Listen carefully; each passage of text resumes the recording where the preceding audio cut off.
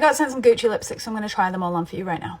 There are two different formulas. This is a satin and this is a matte. This is called Elena Sand, peachy pinky nude. And this is Matilda Sunrise. I would say it's a slightly mauvey nude. This is called Isabel Rosewood, and it's a rosy nude with a bit of a bricky undertone. This is Mina Light Pink, but I would say it's got a terracotta undertone. This is Liza Ginger. It has a very rust undertone.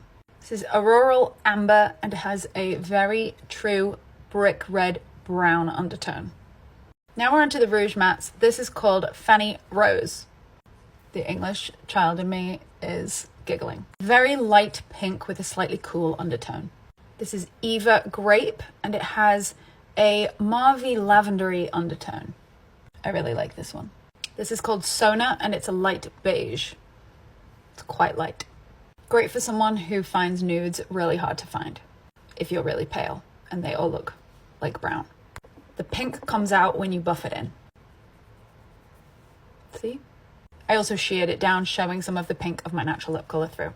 This is Suzanne Sunset, a medium nude with a grey undertone. But it's also sort of warm. Ooh, I like this one. This one's called Eliza, and it's a ginger. This is a true brick. Very elegant colour. My lips have had the best exfoliation in the past minute and a half.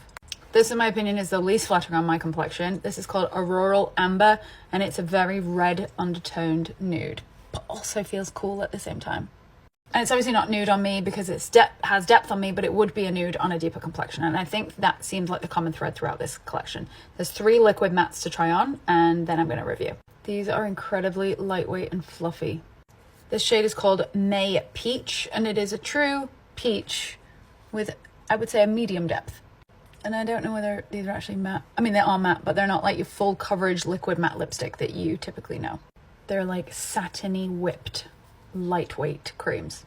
This is Isabel Rosewood, and just so that you can see how it applies thick, but then shears down really nicely for a wash of color that sort of is just incredibly weightless. And I would even use these on my cheeks. They're actually very, very, very nice. Can be sheared down a lot. I think this shade is called Emu Brown. I can't really read it. It's very hard and not super legible. But this is a true rusty terracotta brown. Which one was your favorite? This formula was definitely my preference formula out of all of them, but I like a matte lipstick. Weigh in the comments below.